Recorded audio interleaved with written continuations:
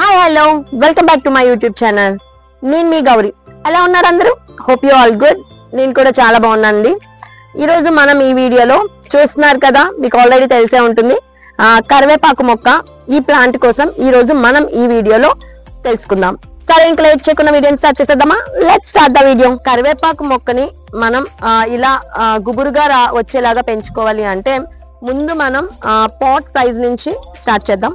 Pot size నేనైతే ఇలా black tub లో వేసుకున్నా అండి. లేదు మీరు పాట్స్ లో వేసుకుంటాను అంటే 12 ఇంచెస్ పాట్ అయితే చాలా బాగా ఉంటుంది. అలాగే మనం ఎక్కువ డ్రైనేజ్ హోల్స్ అనేవి కరివేపాకు మొక్కకు పెట్టుకోవాలి. ఎందుకంటే వాటర్ అందులో స్టోర్ అయ్యి ఉంటే రూట్ రాట్స్ వచ్చే అవకాశాలు చాలా ఎక్కువగా ఉంటాయి కరివేపాకు మొక్కకి. సో మనం డ్రైనేజ్ హోల్స్ అనేవి చాలా ఎక్కువగా పెట్టుకోవాలి. అలాగే సాయిల్ మిక్స్.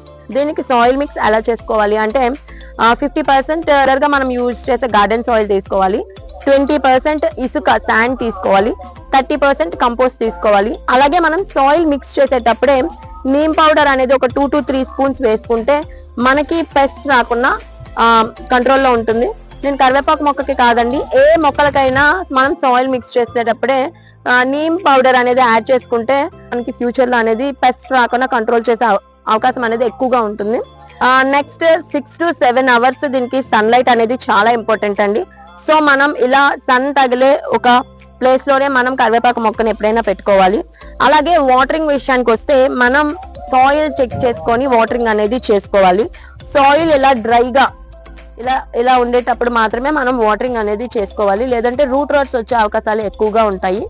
అలాగే కరివేపాకు మొక్కకి ఎక్కువగా చిన్న పురుగు అనేది ఎక్కువగా వస్తుందండి. మీరు ఇక్కడ అబ్జర్వ్ చేస్తే ఇక్కడ చూడండి, ఆల్రెడీ మనకి ఇట్లా చీమలు ఎప్పుడైతే మన ప్లాంట్ మీద ఉన్నాయో మన ప్లాంట్ కి ఏదో ఒక పురుగు పట్టిందని మనం అర్థం చేసుకోవాలి. నేను చూసుకోలేదు, చూడండి ఇక్కడ చిన్న పురుగు అయితే వచ్చింది. మనం దీనికి పెస్ట్ కొట్టుకోవాలండి. నీమ్ ఆయిల్ స్ప్రే కొట్టుకున్నా లేదా మనం ఇంట్లో తయారు చేసుకున్న ఆర్గానిక్ పెస్టిసైడ్స్ కొట్టుకున్నా సరిపోతుంది. అలాగే మనం ఎప్పటికప్పుడు ప్రూనింగ్ చేస్తూ ఉండాలి. మనం ఇంట్లో యూజ్ చేయడానికి తీసుకునేటప్పుడు ఎప్పుడైనా ఇలా పించ్ చేసి తీసుకుంటే మనకి ఇంకా ఈ ప్లేస్ లో ఇంకా ఎక్కువగా బ్రాంచెస్ వచ్చే అవకాశాలు ఎక్కువగా ఉంటాయి. సో మనం ఇలా తీసుకొని యూజ్ చేసుకుంటే ఆటోమేటిక్ గా ప్రూనింగ్ అనేది అయిపోతుంది. కరివేపాకు ప్లాంట్ ఫ్లవరింగ్ ఇది ఇలాగా ఫ్లవరింగ్ ని మనం ఉంచితే బ్లాక్ కలర్ ఫ్రూట్ కింద మారి అందులో మనకి సీడ్ అనేది వస్తుంది. సో కానీ మనం ఇంట్లో పెంచుకునే మొక్కకి ఎప్పుడు కూడా మనం ఫ్లవరింగ్ ని ఎంకరేజ్ చేయకూడదండి. మనం ఎప్పటికప్పుడే వాటిని ప్రూన్ చేసేస్తూ ఉండాలి. ఎందుకంటే ఫ్లవరింగ్ వచ్చి మనం ఫ్లవరింగ్ ఎంకరేజ్ చేస్తే మనకి దీని గ్రోత్ అనేది తగ్గిపోతుంది. సో మనం ఫ్లవరింగ్ ఎక్కడైనా వస్తే ఇలా జస్ట్ మనం ప్రూన్ చేసేసుకోవాలి.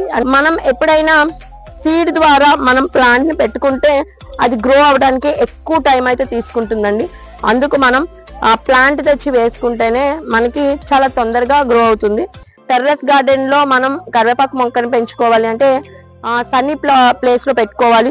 అలాగే వాటరింగ్ అనేది చూసుకోవాలి. అలాగే డ్రైనేజ్ సిస్టమ్ ని మనం ఎంత క్లియర్ గా మంచిగా ఉంచుకుంటే మనకి ప్లాంట్ అనేది అంతగా గ్రో అవుతుంది. దీనికి ఎక్కువగా చిన్న పురుగు, ఇప్పుడు మీకు చూపించాను కదా, ఆ పురుగు వచ్చే అవకాశాలు లేదా ఎక్కువగా పెస్ట్స్ వచ్చే అవకాశాలు, అది కూడా వింటర్ సీజన్ లో వచ్చే అవకాశం చాలా ఎక్కువగా ఉంటుంది. సో మనం ఎప్పటికప్పుడే అంటే ఒక 15 days కి ఒకసారి నీమ్ ఆయిల్ స్ప్రే చేసుకుంటే మనకి ముందుగా మనం ప్రికాషన్స్ తీసుకున్నట్టు అవుతుంది. సో మనం 15 days కి వన్స్ కరివేపాకు మొక్కకు మాత్రం నీమ్ ఆయిల్ స్ప్రే చేసుకోవడం బెస్ట్ సొల్యూషన్ అని. కరివేపాకు మొక్క ప్రాపగేషన్ అనేది మీకు ఆల్రెడీ చెప్పాను. త్రూ సీడ్ ద్వారా వెళ్ళొచ్చు లేదా స్టెమ్ ద్వారా వెళ్ళొచ్చు. సీడ్ ద్వారా అయితే మనకి 2 to 3 years పడుతుంది మనకి ఈ ప్లాంట్ రావడానికి, గ్రో అవటానికి. స్టెమ్ ద్వారా అయితే మనకి అంత ఎక్కువ టైం పట్టదు, 2 to 3 months లోని ఇది గ్రో అయిపోతుంది. సో నాకు తెలిసి నేను ఎక్కువగా ప్రిఫర్ చేసేది ఏంటి అంటే స్టెమ్ ద్వారానే నేనైతే ప్రిఫర్ చేస్తాను. అలాగే మీరు చిన్న పాట్ లో పెట్టుకునేటప్పుడు మొక్క గ్రో అయ్యే కొద్దీ మనం రీపోర్టింగ్ చేసుకోవాలి దాని నెక్స్ట్ సైజ్ కి. అంటే ఇప్పుడు మీరు 12 inches పాట్ లో పెట్టుకున్నారు అనుకోండి, మొక్క బాగా గ్రో అయ్యాక మీరు పాట్ సైజ్ ని కొంచెం పెంచుకొని రీపోర్టింగ్ చేసుకుంటే మొక్కకి ఇంకా ఎక్కువ పోషకాలు అనేవి మనకి దొరుకుతాయి కదా. సో ఇది ఇంకా బాగా గ్రో అవడానికి కూడా మనకి ఎక్కువ అవకాశాలు ఉంటాయి. అలాగే కరివేపాకు మొక్క వింటర్ అండ్ రైనీ సీజన్ లో ఇది స్లీపీ కండిషన్ లో ఉంటుందండి. అంటే ఇది అంత ఎక్కువగా గ్రో అవ్వదు. సో మనం ఎక్కువ సమ్మర్ సీజన్ లో మనం దీన్ని పెట్టుకుంటే బాగా వస్తుంది. ఆల్రెడీ ఉన్న మొక్కలు కొంచెం ఈ సీజన్ లో వింటర్ అండ్ రైనీ సీజన్ లో కొంచెం డల్ గా ఉంటాయి. అలానే మొక్క ప్రాబ్లం అని కాదు, ఆ 2 సీజన్స్ లో ఇది కొంచెం స్లీపీ మోడ్ లో ఉంటుంది. మళ్ళీ ఆటోమేటిక్ గా సమ్మర్ సీజన్ వస్తే ఆటోమేటిక్ గా ఇది యాజ్ యూజువల్ గ్రోత్ అనేది ఉంటుంది. సో అదొకటి మీరు బాగా గుర్తు పెట్టుకోండి. అంటే ఇది ఇంకా పాడైపోయింది, మొక్క చచ్చిపోయింది అని చెప్పేసి చాలా మంది పడేస్తారు, అందుకనే చెప్తున్నాను. అలాగే ఎక్కువగా మనం బాగా పులిసిన మజ్జిగ, అందులో ఒక పించ్ ఆఫ్ ఇంగువ వేసుకొని మనం 15 days కి ఒకసారి మనం కరివేపాకు మొక్కకి ఇస్తే గ్రోత్ కూడా బాగుంటుంది. అలాగే సాయిల్ కూడా చాలా లూజ్ గా అవుతుంది, గ్రోత్ కూడా చాలా బాగా పనిచేస్తుంది. పులిసిన మజ్జిగ అనేది కరివేపాకు మొక్కకి బాగా అంటే బాగా ఎక్కువగా యూజ్ అవుతుందండి.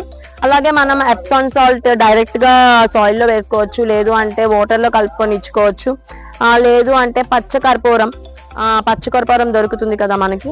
ఆ పచ్చకర్పూరం కూడా 1 లీటర్ వాటర్ లో మనం పచ్చకర్పూరం అండ్ బేకింగ్ సోడా కూడా కలుపుకొని కరివేపాకు మొక్కకి ఇచ్చుకోవచ్చు. ఇలాంటి ఫర్టిలైజర్స్ కరివేపాకు మొక్కకి ఇచ్చుకుంటే చాలా ఎక్కువ బెనిఫిట్స్ అనేవి మనకు ఉంటాయి. అలాగే కరివేపాకు మొక్క వల్ల మనకి చాలా యూజెస్ కూడా ఉన్నాయండి. ఎయిర్ ఫాల్ తగ్గడానికి మనం ఎక్కువగా కరివేపాకు డైరెక్ట్ త్రూ ఫుడ్ గా తీసుకున్నా మనకి ఎయిర్ ఫాల్ అనేది చాలా కంట్రోల్ అవుతుంది. అలాగే ఆయిల్స్ లోని, లేదు అంటే పేస్ట్ రూపంలో కూడా మనం మాస్క్ కింద కూడా మనం తలకి చాలా మంది పెట్టుకుంటున్నారు. నాకు తెలిసిన ఇన్ఫర్మేషన్ అంతా కరివేపాకు మొక్క కోసం ఈ రోజు నేను మీతో షేర్ చేసుకున్నాను. మీకు కూడా ఈ ఇన్ఫర్మేషన్ యూజ్ అవుతుందని అనుకుంటున్నాను. మీకు ఎలా యూజ్ అయింది, మీకు ఎలా హెల్ప్ అయింది అనేది నాకు కామెంట్ సెక్షన్ లో కామెంట్ చేయండి. అలాగే ఇంకా ఎవరైనా మన ఛానల్ ని సబ్స్క్రైబ్ చేసుకోకపోతే please do like, share and subscribe. Next వీడియోలో మళ్ళీ కలుసుకుందాం. See you, bye, happy gardening.